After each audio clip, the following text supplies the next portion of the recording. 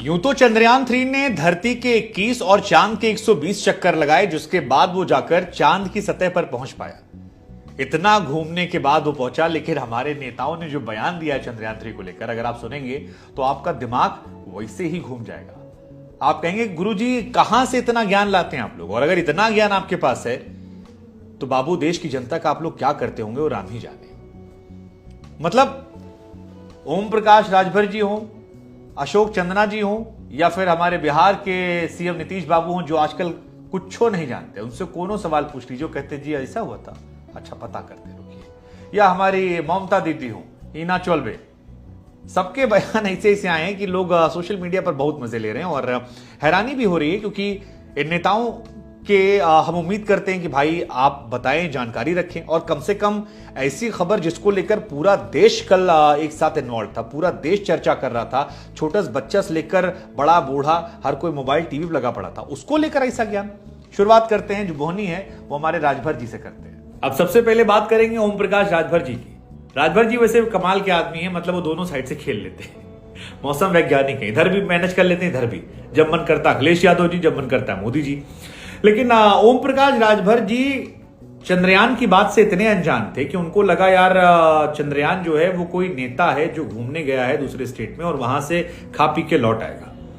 और शायद यही वजह थी कि उन्होंने कह दिया कि भैया हमारे वैज्ञानिकों ने बढ़िया काम किया, ये जो दिन रात लगे हुए थे जो रिसर्च की, इसके लिए उनको हम बधाई कर देते हैं, साधुवाद देते हैं।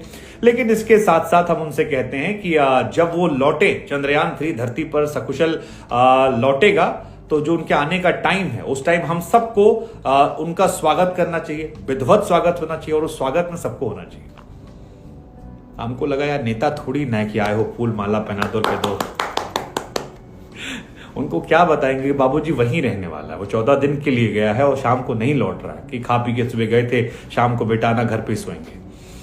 लेकिन ठीक है, अब बयान निकला है तो बात दूर तक जाएगी। फिलहाल चर्चा केंद्र में है, लोग मजाक उड़ा रहे हैं, लोग कह रहे हैं कि यार थोड़ा सा पढ़ लेते तो बढ़िया रहता। लेकिन इनका जितना हम हैरान हुए थे, आगे वालों पे हम और हैरान हो गए। राजस्थान में खेल मंत्री अशोक चांदना जी, और चांदना जी तो 2 हाथ आगे निकल गए। 2 हाथ आगे क्यों कह रहा हूं मैं, उन्होंने कहा कि यार अंतरिक्ष में जो हमारे यात्री गए हैं मैं उनको सलाम करता हूं। अब कौन बताए कि यार अंतरिक्ष में इसरो ने लैंडर और रोवर भेजा, आदमी नहीं भेजे। मतलब ठीक है, एक जमाने में हम लोग कहते थे कि भैया पढ़ोगे लिखोगे बनोगे नवाब, खेलो कूदोगे बनोगे खराब, लेकिन अब ऐसा नहीं है। अब विराट कोहली से लेकर धोनी तक बैठ के देख रहे थे।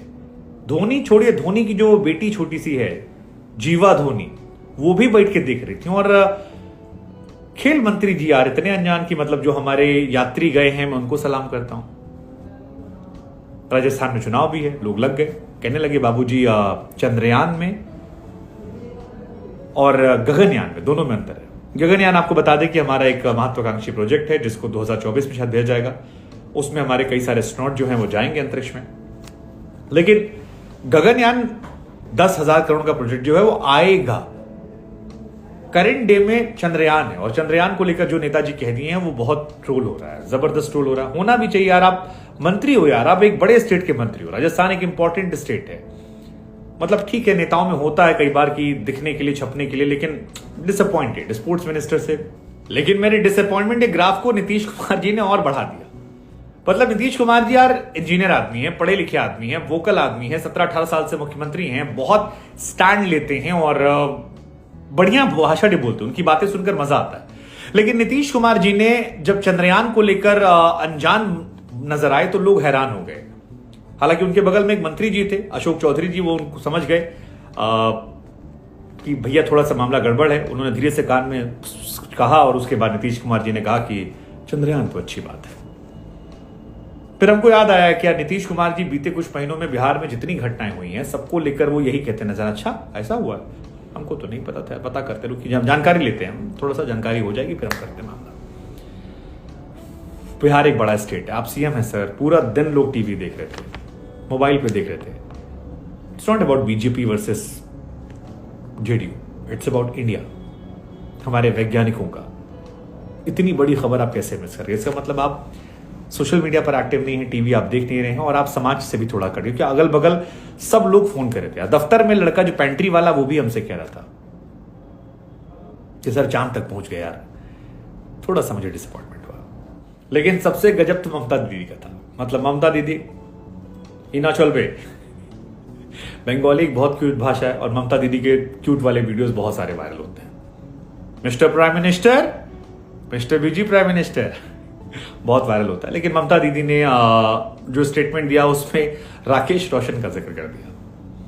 ऋतिक के पप्पा बेचारे वो भी सोचने लगे होंगे कि यार हम तो जादू बनाए थे, कोई मिल गया जो वहां से आया था, हमको कब साथ में लेके चला गया वो चांद पर, चंद्रयान 3 में।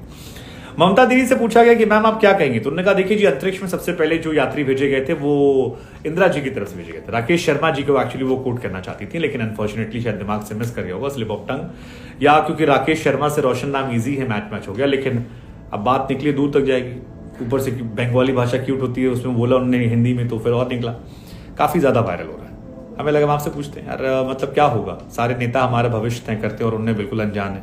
थोड़ी सी हैरानगी मुझे भी हुई, लेकिन यार अलग अलग पार्टी के नेता अलग अलग विषयों पर इतने अनजान क्यों, और सारे नेता हमारा भविष्य तय करते हैं। ठीक है, अब क्या कर सकते हैं, हमें लगा। लेकिन इनमें सबसे इंटरेस्टिंग कौन सा था, राजभर जी का कि जब आएंगे तो स्वागत करेंगे फूल माला, चन्ना जी का जो हमारे यात्री गए हैं, नीतीश कुमार जी का, या फिर ममता दीदी का राकेश रोशन जादू, कौन सा आपका फेवरेट है?